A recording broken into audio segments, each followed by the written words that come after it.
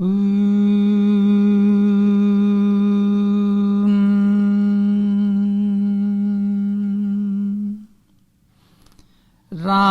chintaya chittavir parparachiram chintashatei kim phalam kim mitha bahujalpanena satatam re vaktra ramam vada karnatam shrinu ramachandra charitam kim gita vaidyadevihi chakshustam ramamayam niriksha sakalam ramat param tijjatam. O foolish mind, always think of the Lord.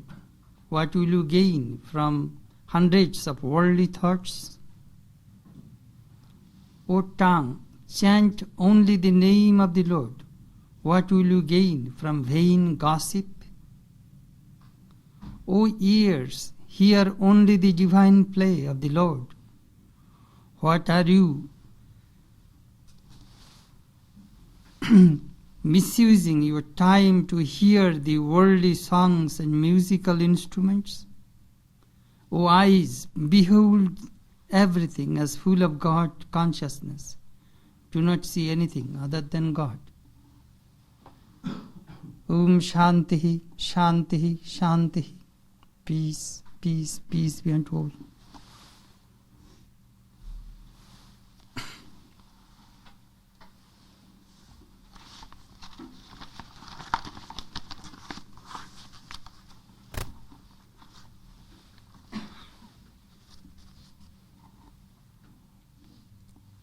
This morning our subject is the voice of silence.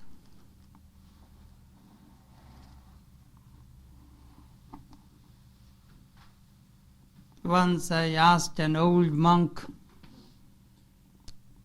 "How do you meditate?"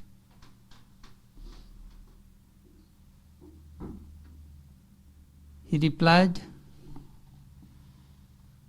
"First, I silence the body. Sometimes we see people sitting, moving around. They move their knees, legs. That is a very bad sign. The yoga scripture says it is called anga kampanam. A shaking the body is a sign of tremendous restlessness within.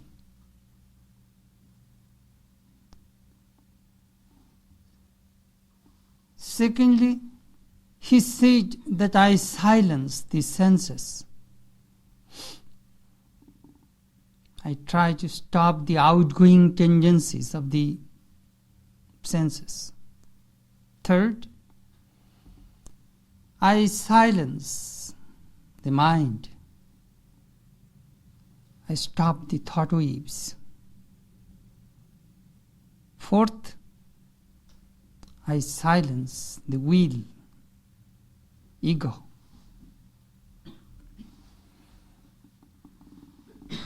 What happens when this ego dissolves? Swami Vivekananda composed a song on Samadhi. I like to share that song with you. Lo, the sun is not, not the comely moon, all light extinct. In the great void of space floats shadow like the image universe. In the void of mind involute, there floats the fleeting universe, rises and floats, sinks again, ceaseless in the current eye. Slowly, slowly, the shadow multitude entered the primal womb and flowed ceaseless, the only current, the I am, the I am. Lo, it is stopped, even that current flows no more. Void merged into void, beyond speech and mind, whose heart understands, he verily does. That is the realm of mysticism. What happens when this I dissolves in Samadhi?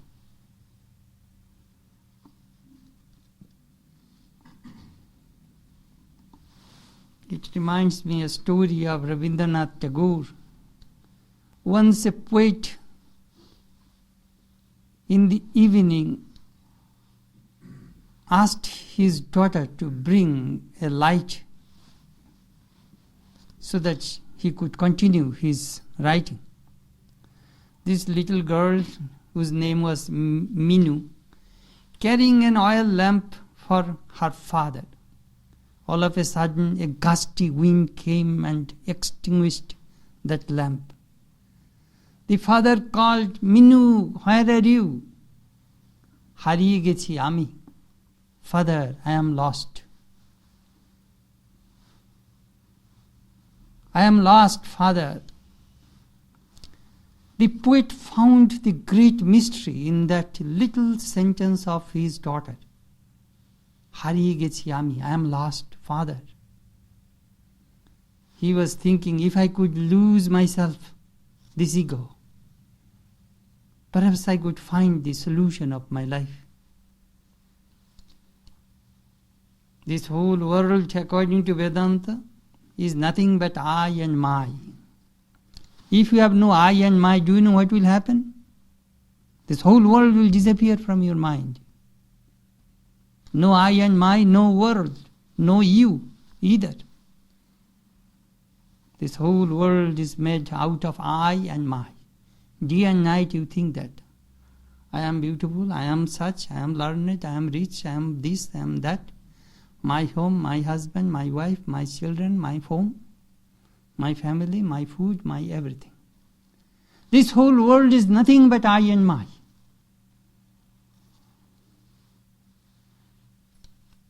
It is I and my are creating all this commotion, all noise.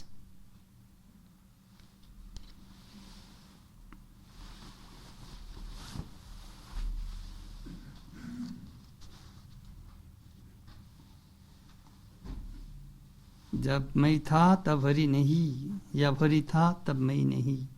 The moment you say I, God is not there. The moment you say God, I is not there. As day and night never stay together, so this ego and God never stay together.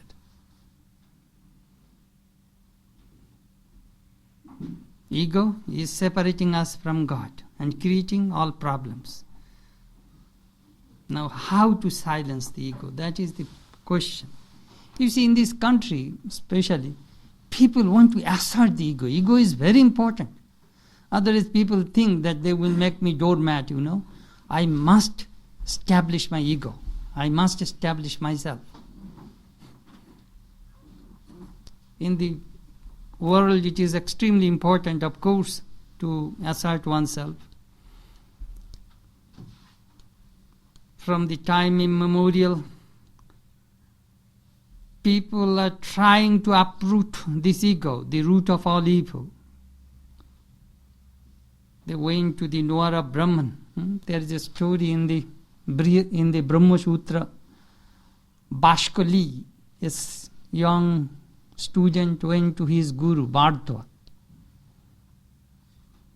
Odihi bhagavo brahmeti. Sir, please tell me about Brahman, the ultimate reality, the truth. The guru kept quiet.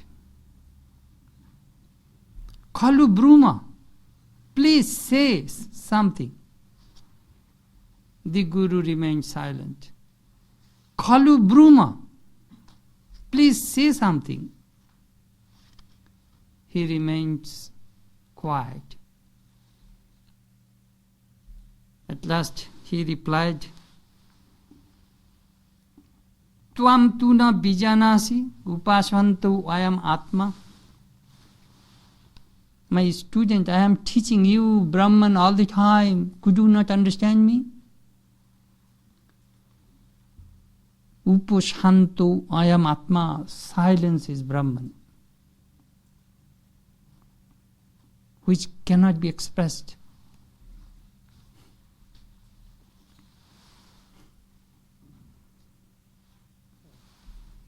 In Yoga Vasishta Ramayana also we find, after giving all lessons to Rama, Vasishta remained quiet.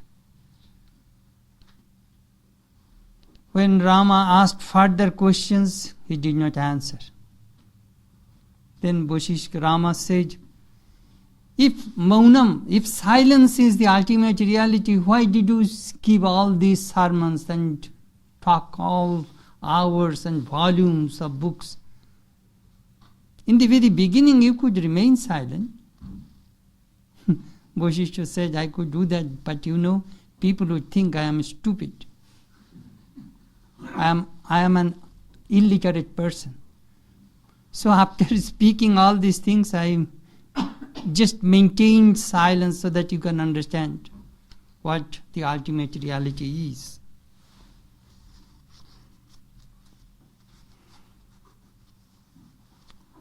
Is a vow of silence useful? Raman Maharshi answered, the inner silence is self-surrender, and that is living without the sense of ego. Of course, the subject, the voice of silence, seems to be contradictory and confusing. How can there be voice of or sound of silence? According to Vedantic tradition, silence, sound. Silence is called ashabdam, no sound. And silence and sound, shabdam, shabda brahma. Sound originates from silence and merges into silence.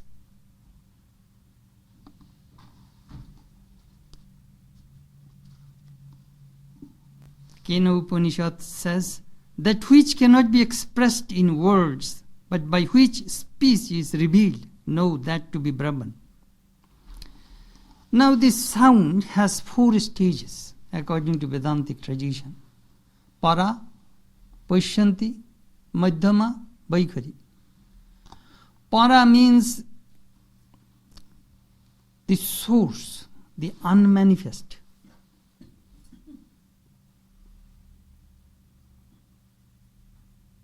That is Brahman.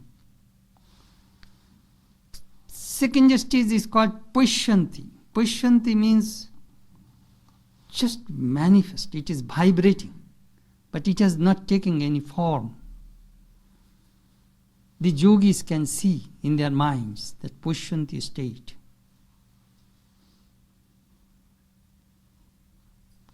The third stage of this sound is called Madhyama. You know it very well. What is Madhyama?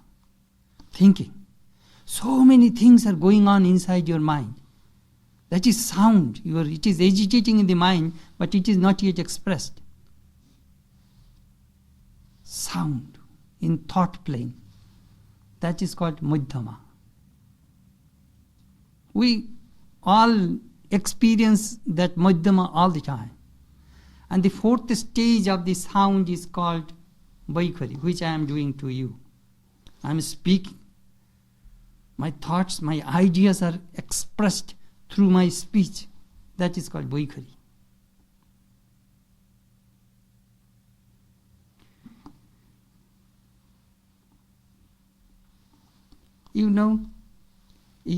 These ideas also we find in the Bible.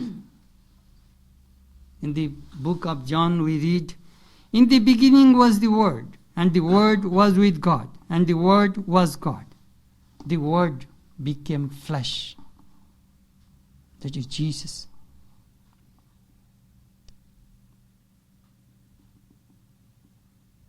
The whole philosophy of Christianity is in the first 5 verses in the book of John. In the beginning was the Word, sound. The Word was with God. The Word was God. The Word became flesh. You see, long before Christianity, this thing was in the Brahmana portion of the Vedas. Prajapatir boi idam ashit. In the beginning, the Lord of the universe alone existed. Bak Ditya Asit.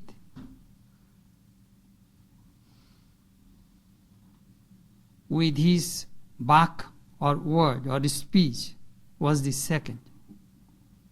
Bak Vai Paramang Brahma, and Bak is verily the Supreme Brahman. Now try to understand this Vedantic concept of God and this universe and you. God, according to Vedanta, is called Sat Chit Ananda, existence, consciousness, bliss, absolute. And the manifested world is nothing but Nama Rupa, name and form. Christ, in the Bible we find word means sound, flesh, that is form. Name and form, name, sound and form, that is this universe. In the moment this sound and form, name and form dissolve, we become one with God, with infinite. This whole world is nothing but sound, coat, image, chair, book, microphone, light, book, myself. All these are nothing but sound. Jesus, sound. Sound takes, name takes form.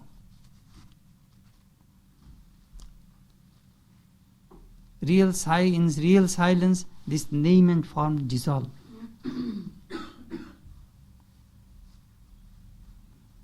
Then and then only you will attain peace and happiness. In the realm of name and form, no peace, no happiness. All is restlessness. Because this is the realm of Maya.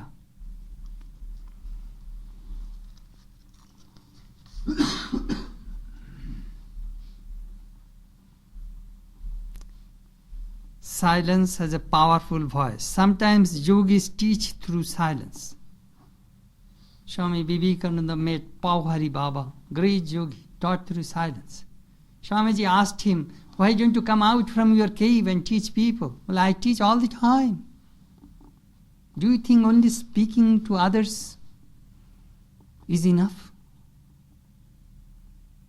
That Swamiji says, the first class teachers did not come to give sermons. They only led life and transmit the spirituality.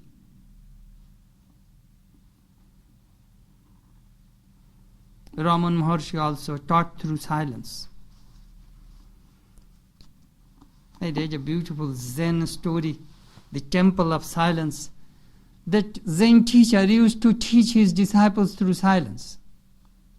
He stopped his disciples to ring the bell, to chant the mantras, or to recite the sutras. Everything was stopped in that temple. Some time later, the neighbors heard the bell and recitation of the mantras.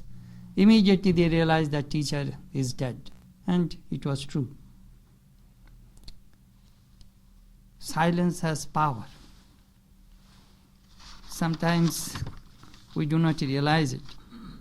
Somebody asked Raman Maharshi about silence. He answered, Mauna. The state which transcends speech and thought is Mauna, silence. It is meditation without mental activity. Subjugation of the mind is meditation. Deep meditation is eternal speech. Silence is ever speaking. It is the perennial flow of language. It is interrupted by speaking, for words obstructs this mute language. Lectures may entertain individuals for hours without improving them. Silence, on the other hand, is permanent and benefits the whole of humanity. By silence, eloquence is meant. Oral lectures are not so eloquent as silence. Silence is unceasing eloquence. It is the best language. There is a state when words cease and silence prevails.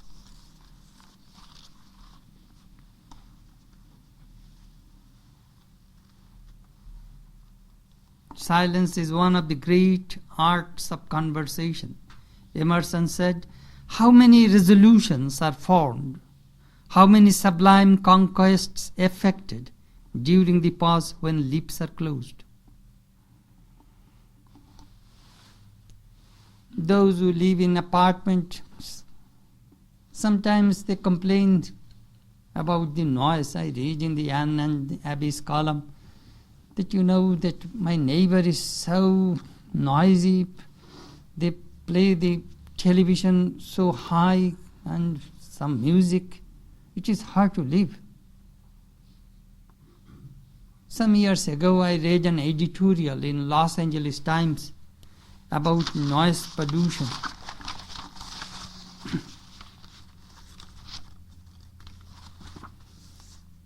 Let us have some peace and quiet. 150 million Americans living in cities and suburbs are exposed to annoying noise that constitutes a degradation of health. What kind of degradation? Medical researchers and psychologists say exposure to loud noises may result not only in nervousness but in hypertension, ulcers, respiratory, glandular and neurological diseases. Sound, noise is not always good for the system.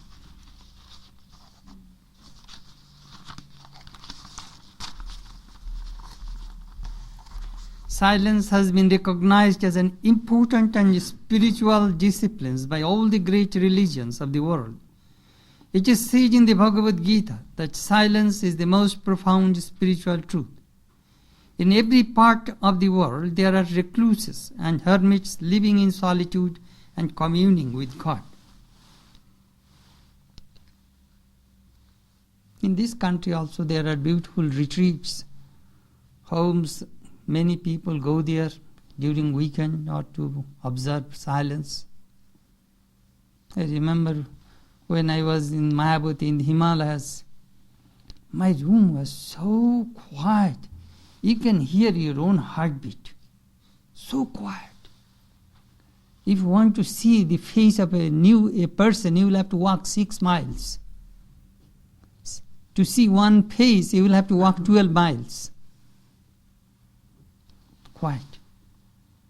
In 1990, I went to see in Assisi, the place where St. Francis used to practice his sadhana. In wilderness, quiet.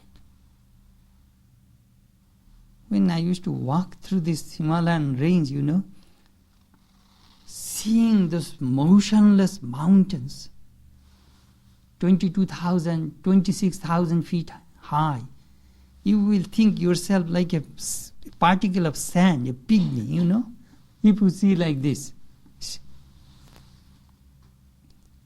Just beautiful. Some yogis imbibe that before meditation, let me be like motionless mountain. It is very good for the mind, good for the health.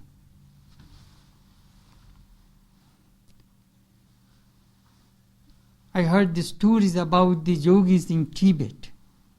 Some Tibetan yogis observe silence for 5 years, 10 years, 20 years. They build a cottage in such a way there will be a constant flow of water underground. A small passage of water passing through. Then they shut the door from inside, they seal the door outside, and once a day the other monks serve food near the window. And he picks up that food and eats. That is the way he lives all these years. If the monks see that food is there for 2-3 days, either they will break the door and they will find either that monk was very sick or he was dying or he was dead. If he was dead, they would take his bones and make a shrine out of his tomb.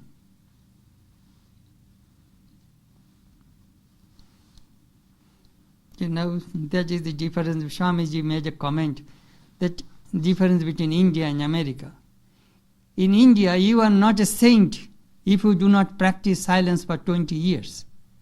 And in America, if you practice silence 20 years, you will have to go to Malcolm Bliss.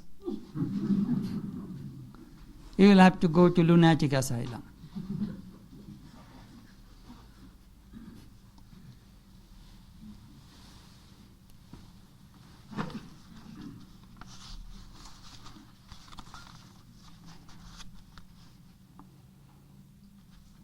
Sri Ramakrishna met a monk in Benares named Trilanga Swami.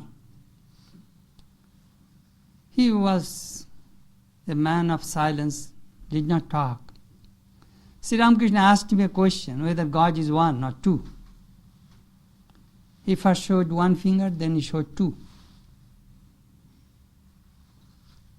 Sri Ramakrishna understood what he meant.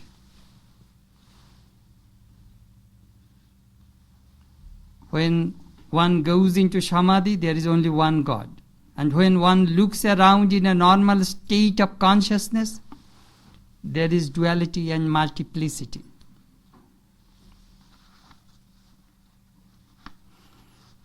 What is silence? People, they associate silence with the tongue. If we do not say a word, we are said to be silent. But spiritual discipline is of a superior silence. In the Bhagavad Gita, it is said that a man may control his tongue and his sense organs, but all the while he may be enjoying sense objects in his mind, he is a hypocrite. Mittacharo sauchati. He is not talking, he is very well fine, very quiet person, but his mind is agitating all the time, enjoying sense objects through the mind, vicariously. Shankara also mentioned in the Viveka Chudamani, Yogisya Pradama Dwaram Bang Nirodho Aparigraho. Bang Nirodho. The first steps to yoga is control of speech, then non-receiving gifts, entertaining no expectation, freedom from activity, and always living in solitude.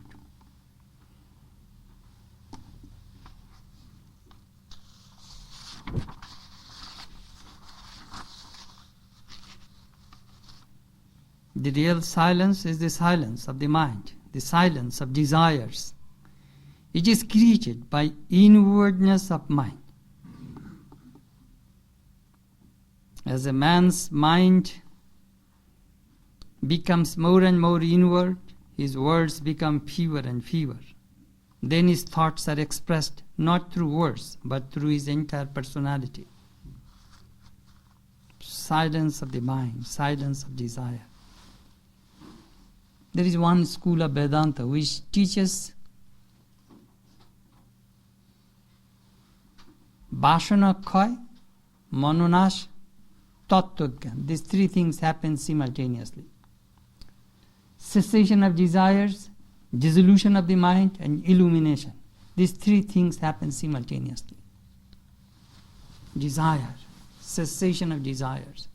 Who is agitating your mind? Your desires. No desire, no agitation.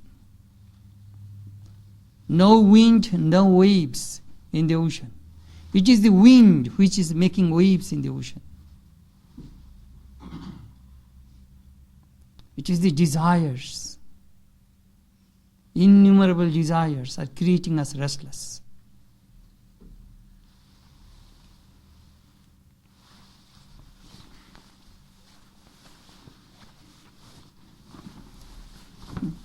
There's a funny cartoon.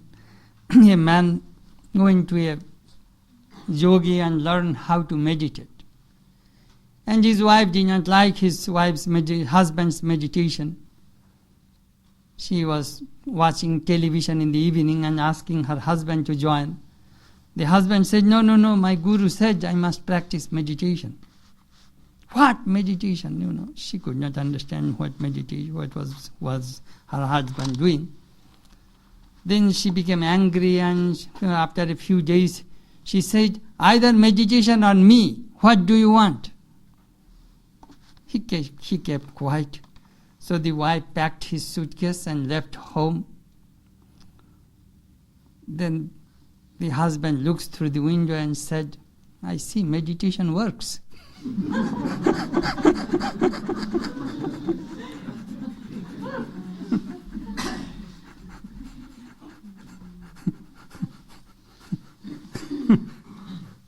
Funny cartoon. Christ asked his disciples to enter into their closets when they prayed and not stand in the marketplace where they could be seen by all and praised.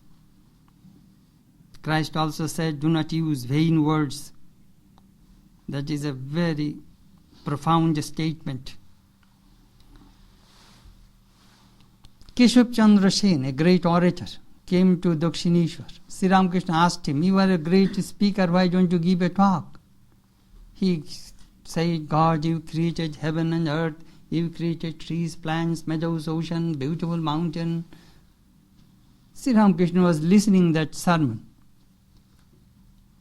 Why do you say all these things? Nonsense. This is nonsense.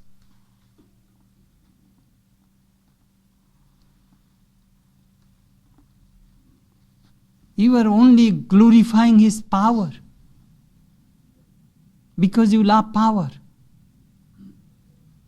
You do not love God.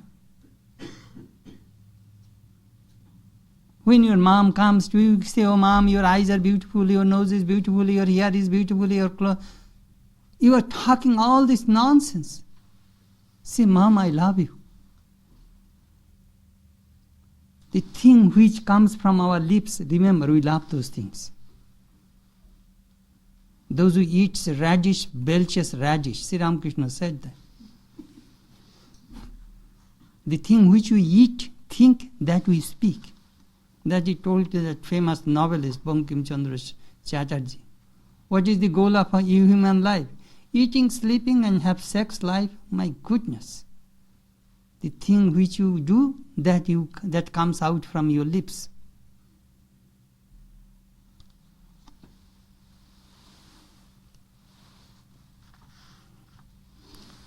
Silence.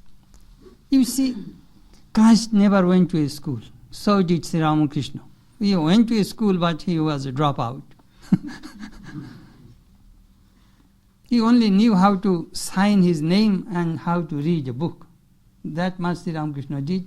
And then he gave up a school, that Chalkala Vidya, Banda Vidya, China. I don't care for the education which brings rice and vegetables, groceries. Our education, what is the goal of your education? Money. What do you do with money? Food, clothing, comfort, that's it. I don't care for that education. The education which does not bring God realization, I don't care for that education. So he became dropped out. When M first came to Dakshineshwar, heard Sri Ramakrishna's talk about God. You will find in the very beginning of the Gospel of Ramakrishna. Then M asked the maidservant of Dakshineshwar, hello, does this man read a lot? The maid said, oh, no. He does not touch book at all. But how can he speak such beautiful things? Well, everything is on his lips. The Divine Mother supplies everything to him. He does not touch book. He does not read book at all. That wisdom comes from the source, from silence, from God.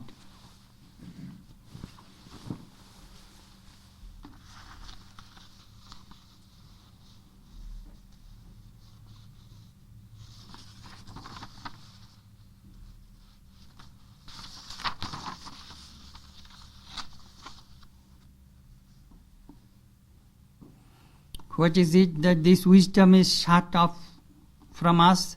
The Upanishads say that it is because we talk too much. We look too far into the outside world. For that reason, the door of inner knowledge is shut. Last summer I was watching The convention, Catholic Youth Convention, Pope came in Colorado. After, it was a nearly 2-3 hours convention, After word, the Pope said, I talk too much. Sometimes really we talk too much. The Upanishad tells us God created the senses. As a result, we have outgoing tendencies. Our mind goes through the senses. There are some people with a view to attaining that silence, Atman, Brahman, shut the senses and go within. There is a great mystery to lead an inner life.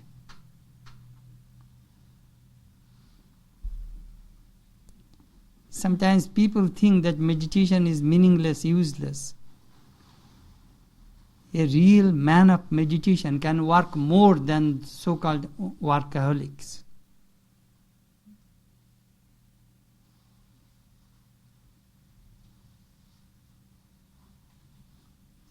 Sometimes we see some restless people, digging things, and some people do it very calmly, methodically, without any mistake. And some people try to do hurriedly, jumping, and make a lot of mistakes. But to correct his work, other 2-3 people come and finish the job.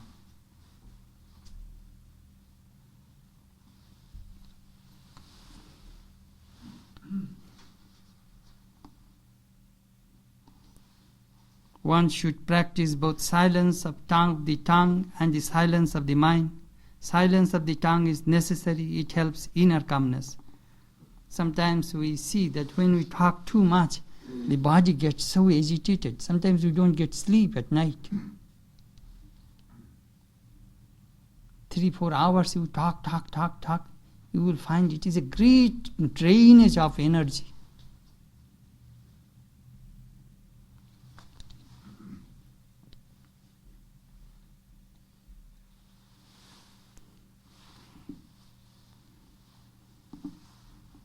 Sri Ramakrishna gave a few illustrations. When the bees fly, they make some buzzing sound. But when they sit on the flower and sip honey, no more sound. When you fill a pitcher with water, you press the pitcher into the pond or a lake, it will make gurgling sound. The moment the pitcher is full, it does not make any more sound. Similarly, the more you will be absorbed in God, in deep meditation,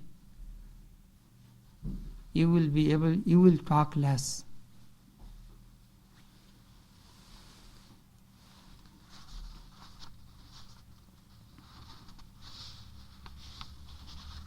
Sometimes I have seen some people, they try to take the vow of silence, forced silence.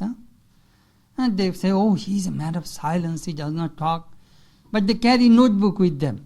And I met one person, and he will write some questions, and they will show you, and then you talk. And then he will laugh, and he will nod his head, then he will write another question.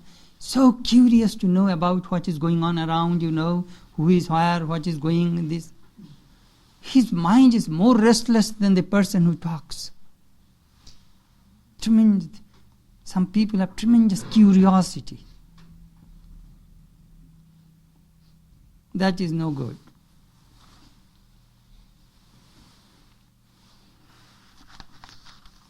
The silence of the mind is harder to practice than the silence of the tongue. Desires are without number. Patanjali, the great father of yoga psychology, gave some suggestions to control the mind. One method is by constant practice and detachment. If we practice constantly, our desires are silenced. Through repetition of God's holy name, Om, and contemplation of the meaning of Om, one can suppress desires. Tapo saddha ishvaro pranidhanani kriya yoga. Tapa, austerity. Swadhyaya, studying the scriptures. Ishvaro pranidhanani, devotion to God. Calm the mind. That is called kriya yoga. Then comes the silence of the will. The silence of the ego is the hardest discipline. The silence of the desire to cling to one's individuality is the most difficult practice. Buddha preached the idea of nirvana. Nirvana does not mean voidness. It means the destruction of the will to perpetuate the individualized ego, which is the strongest foundation of our worldly life.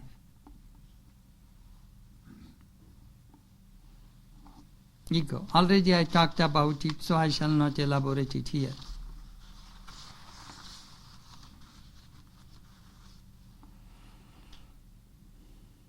There are two ways of studying religion, one from the outside and one from the inside. The study of religion from the outside gives a kind of mental stimulation and intellectual joy, but one does not really obtain the bliss of spirituality unless one studies religion from the inside. That means through spiritual practice. Practice, practice, practice. Struggle, struggle, struggle. Our teachers always, whenever we complain, they utter those words. Struggle, struggle, struggle. Life means a struggle.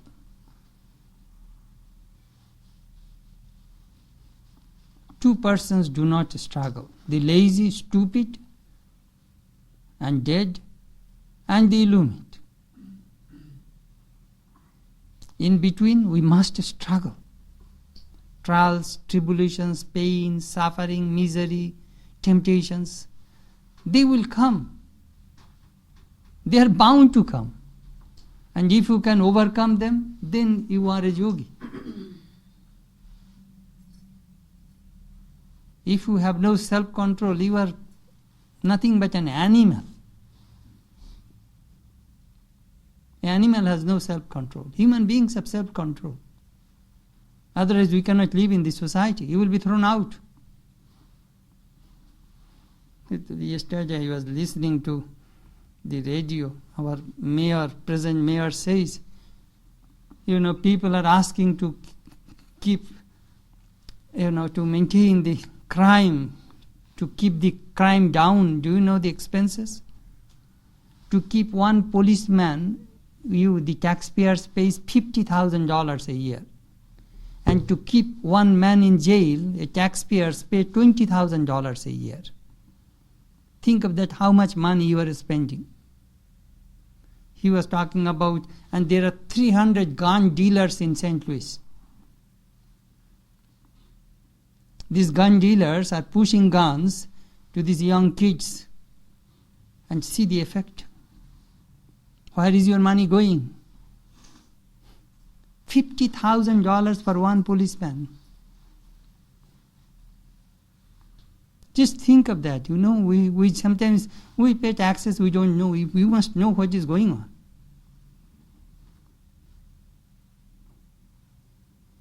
Silence, training, education. That he was talking about. This man was talking very rationally. I liked his talk. Just early in the morning when I was making my bed, I was listening that his talk on the QMX station. What is going on in city?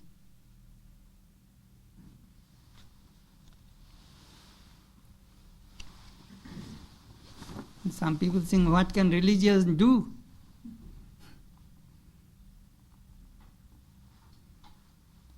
If you practice religion, your children will practice religion. They will learn from you.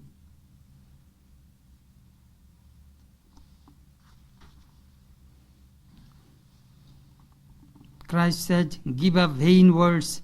You shall have to account for every idle word. The Christian mystics.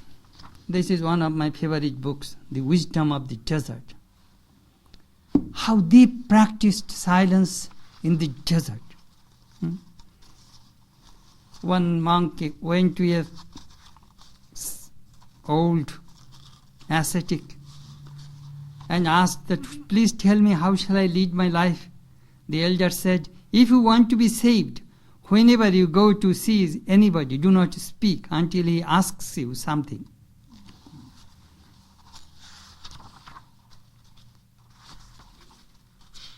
Once a bishop came to see Abbot Pambo, a great ascetic.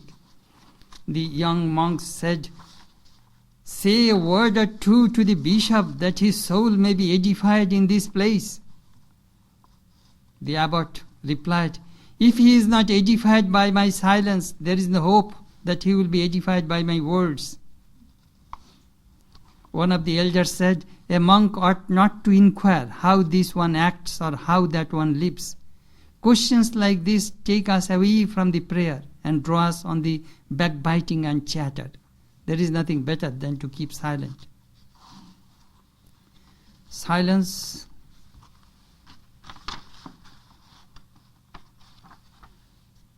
is golden.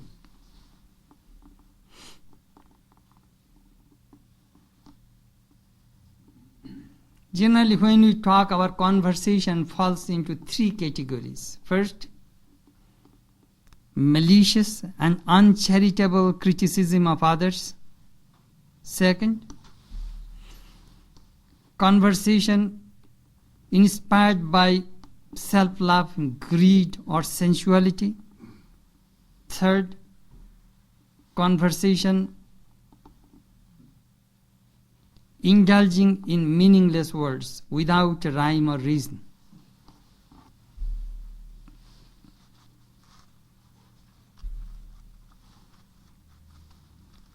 Malicious and uncharitable criticism.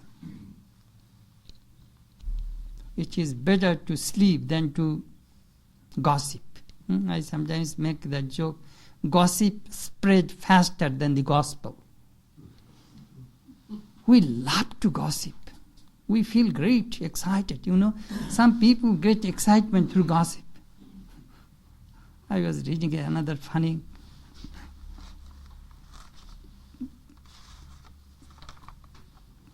episode.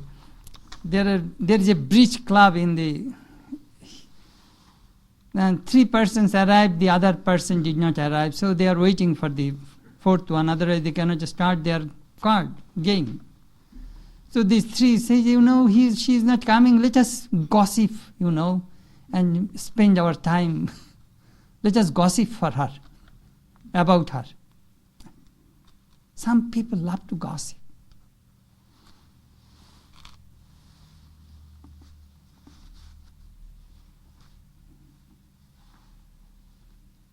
They hurt themselves, they hurt others. Malicious. Sometimes we talk about food, clothing, enjoyment, sex life, ball game. I read a story about Schopenhauer, the famous German philosopher. He was a loner. He used to go to a restaurant for food. And every day he used to keep a coin, money on the table.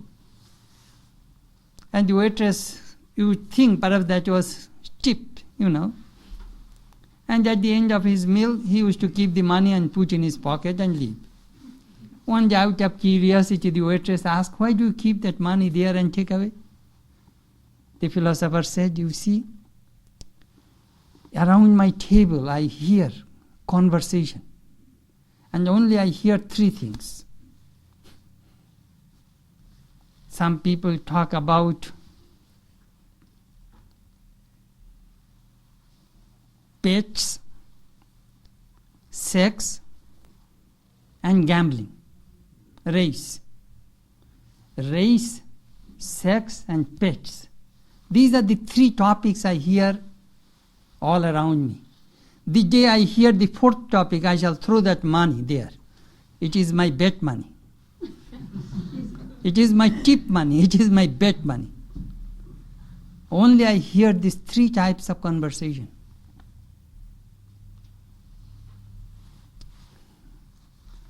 And the third kind of talk is meaningless.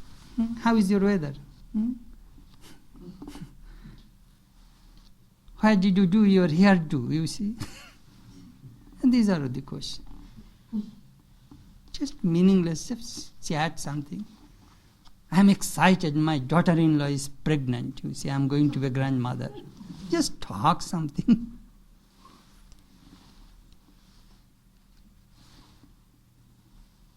Meaningless. Do you know what does it mean? The first two are better than the third one, the meaningless one. Do you know what does it mean? Because these people's minds are very shallow in the surface plane. At least those people or the gossipers, at least they are deeply thinking. And these people are just, how is the weather? How it is going on? You know, who won in the ball game? That's.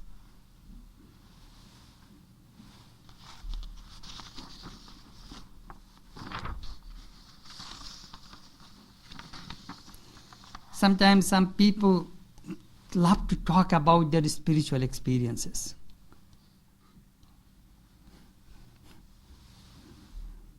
Oh, I have a spiritual. They write a book and they write in their diary. One person used to come and Swami, my Kundalini has awakened. What shall I do? I have so much pain. And that person believes that her Kundalini has awakened.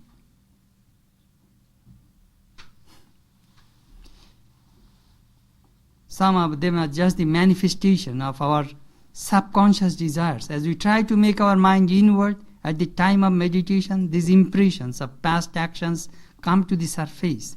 And those who are emotional or romantic or psychic dramatize them and feel it is something very wonderful.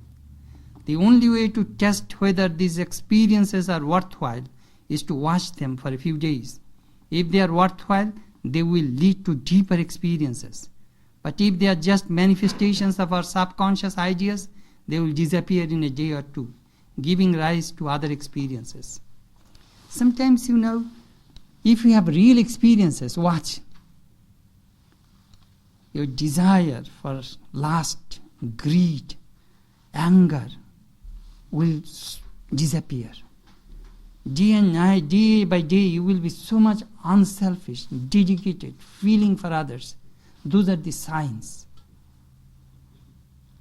You are vindictive, angry, rude to the people, uncivilized, and you think you have a spiritual experience. It does not work. Sri Ramakrishna says Siddha. Siddha means perfect. Siddha also means well-boiled, soft. Alu Siddha, boiled potato. When the potato is boiled, you mashed it, it becomes so soft, tender. So when a person is illumined, has real spiritual experience, that person is so soft, so tender, so quiet, so gentle, so humble. If those signs do not tell you your experience, your experience is not correct.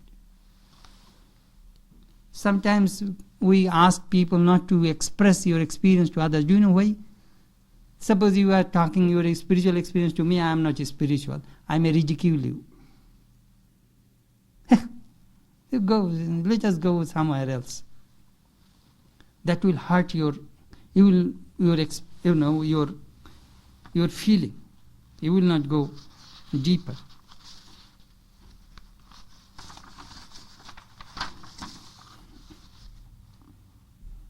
Real spirituality is just from a man's understanding, from his wisdom, from his self-control, from the inward peace he feels in the midst of his difficulties.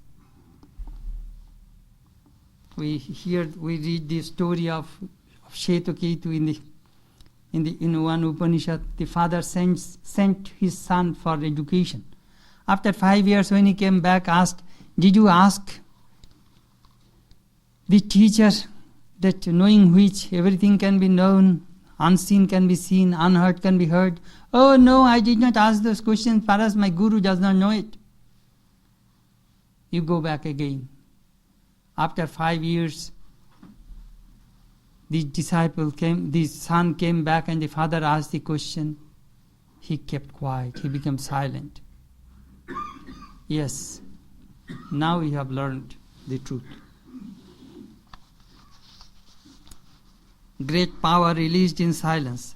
There are three manifestations of power released by silence: the destructive, the creative, and the healing. The destructive power manifested by the tiger. Before it springs upon its victim, it stands poised in absolute quiet. The cats, the shooters, if you shoot somebody, you will have to aim and you will have to stop your breath. Otherwise it will go outside. It will not hit the target. That is called destructive. Silence, poise is necessary when you want to destroy somebody. Creative silence also. The writers, the sculptors, the painters, they have tremendous calmness, peace inside. Otherwise they cannot create. Michelangelo, for days perhaps thinking something in silence. One day he is excited, ran on the marble with his hammer and chisel and made Pieta. That creation of Pieta came from his silence of the mind. That is called creative power of silence. And the healing power of silence in hospital, silent, no noise, no sound. In India you will find there are some hospitals in front, no horn. You see, in America you don't do too much horning. In India, they horn the bus, cars. No horn, please, hospital. That is a sign. But this noise is very bad for the patients. Healing is, a silence has a healing power. Sometimes the doctors keep the patient, no visitor please. You will find some signs in front of the door. And this patient needs silence for its healing, for his healing.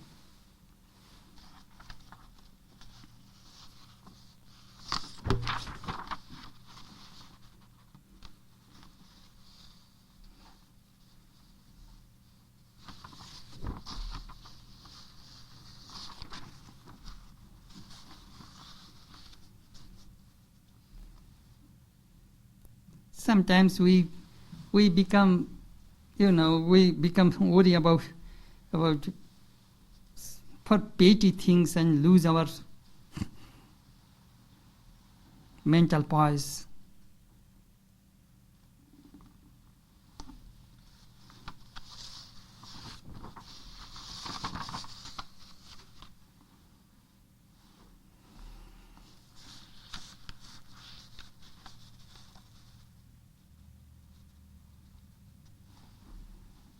We need the healing power of silence, not the destructive silence.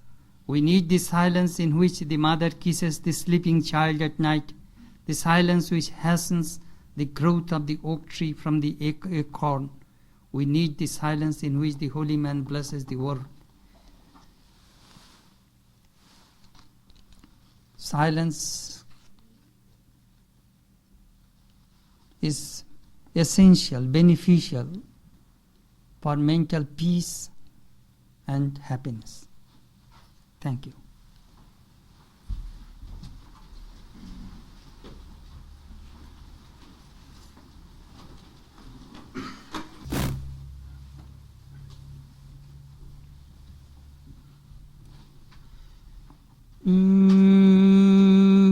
Madhubatarитayate madhuksharanti sindhavaham madhve santoshadhe madhunaktam utoshasi madhumat parthivagum rajaham madhudaurastu napita madhumanno vanaspatir madhumagumastu suryaham madhvirgabo bhavantuna Om Shanti Shanti Shanti. May the winds blow sweetly, may the rivers flow sweetly, May days and nights be sweet to us. May the trees and plants be sweet to us. May the dust of the earth be sweet to us. May all beings be happy. May all beings be peaceful. May all beings be blissful. Om Shantihi, Shantihi, Shantihi. Peace, peace, peace be unto all.